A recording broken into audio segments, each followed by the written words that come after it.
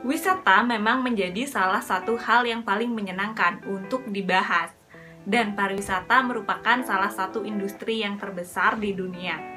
Sehingga tak heran jika terdapat banyak wisata-wisata unik di dunia, entah dari pemandangannya atau budayanya yang unik dan pengalaman yang tak terlupakan saat berkunjung. Namun ternyata ada juga wisata yang nyeleneh atau sisi gelap dari pariwisata, seperti wisata seks, kemudian wisata dunia malam, dan drug tourism. Jadi di episode kali ini gue bakal ngebahas drug tourism atau wisata narkoba. Hah? Drug tourism? Apa sih drug tourism? Emang ada drug tourism? Hai, halo, selamat datang di Pintesaurus. Oke, jadi gue bakal ngebahas dua pertanyaan yang tadi, apa itu drug tourism dan keberadaan drug tourism. Sebelumnya gue disclaimer dulu bahwa di sini gue hanya bertujuan untuk menjelaskan pengertian drug tourism dan tidak bertujuan atau berupaya dalam penghasutan atau mempengaruhi minat menggunakan narkoba. Jadi, menurut Hoffman, drug tourism atau wisata narko dimulai dari tahun 1960-an oleh orang Amerika dan orang Eropa yang tergabung dalam counterculture movement. Istilah drug tourism merujuk pada perjalanan untuk mengkonsumsi dan memperoleh zat psikoaktif secara legal, atau perjalanan yang tujuan utamanya untuk mengkonsumsi narkoba. Menurut Alcohol Rehab, secara umum drug tourism adalah perjalanan untuk memperoleh atau menggunakan obat-obatan, di mana obat-obatan tersebut tidak tersedia atau ilegal di tempat asal wisatawan. Drug tourism merupakan bagian kecil dari industri pariwisata. Penikmat drug tourism ini akan mencari wilayah negara yang memiliki hukum lebih longgar dalam hal penjualan, penggunaan, dan pembelian narkoba. Dan yap, jawabannya ada. Dikutip dari Travel Earth, terdapat 7 destinasi wisata yang terkenal di dunia terkait drug tourismnya. Ganja, kokain atau sabu dalam jumlah kecil, heroin, LSD, dan obat lainnya, semuanya legal di Meksiko untuk penggunaan pribadi. Meskipun obat-obatan itu legal, namun jika tertangkap dalam jumlah banyak dapat mengakibatkan hukuman penjara.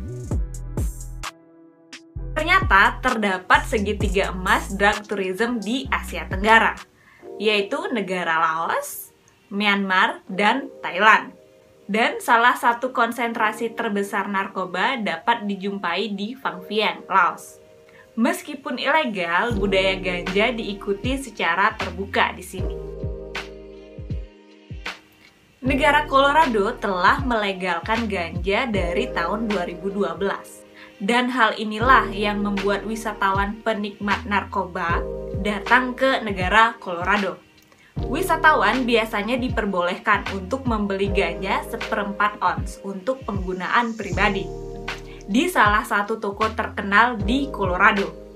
Namun, meskipun wisatawan dapat menggunakan ganja secara pribadi, wisatawan tidak diperbolehkan membawa ganja ke dalam pesawat dan akan dikenakan hukuman berat bagi wisatawan yang kedapatan membawa ganja ke dalam pesawat. Peru dikenal dengan produksi ayahuasca. Ayahuasca adalah suatu minuman yang terbuat dari tanaman khusus dari Amazon yang dicampur menjadi ramuan untuk diminum. Minuman ini digunakan untuk tujuan upacara dan penyembuhan oleh budaya asli wilayah Amazon. Ayahuasca juga dikenal dengan obat halusinogen. Obat ini digunakan dalam ritual perdukunan di Amazon.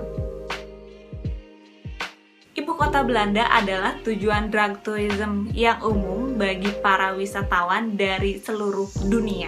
Karena undang-undang yang mengatur penjualan, kepemilikan, dan pembelian narkoba sangat bervariasi dari satu yurisdiksi ke yurisdiksi lainnya. Inilah alasan drug tourism berkembang pesat di Belanda. Di Belanda, obat-obatan ringan seperti ganja itu legal. Namun, kokain dan amfetamin termasuk obat keras dan ilegal. Meskipun ganja dilegalkan di Uruguay dan dijual di apotik seharga $1 per gram, namun hanya penduduk Uruguay yang berhak membeli, memiliki, dan mengkonsumsi ganja. Bersamaan dengan itu, ganja juga diatur secara ketat dan disetujui oleh pemerintah dari mana mereka akan dijual dan dilacak melalui penanda genetik. Republik Ceko ini melegalkan penggunaan narkoba. Namun, kepemilikan dalam jumlah yang sedikit dan untuk penggunaan pribadi ini merupakan pelanggaran yang ringan, di mana berdasarkan undang-undang pelanggaran, seseorang dapat dihukum dengan denda 15.000 cekoron. Nah, itulah 7 destinasi drug tourism terkenal di dunia. Jadi, sekian penjelasan dari gue mengenai drug tourism. Sampai ketemu di Pintesaurus selanjutnya. Bye-bye! Ceku!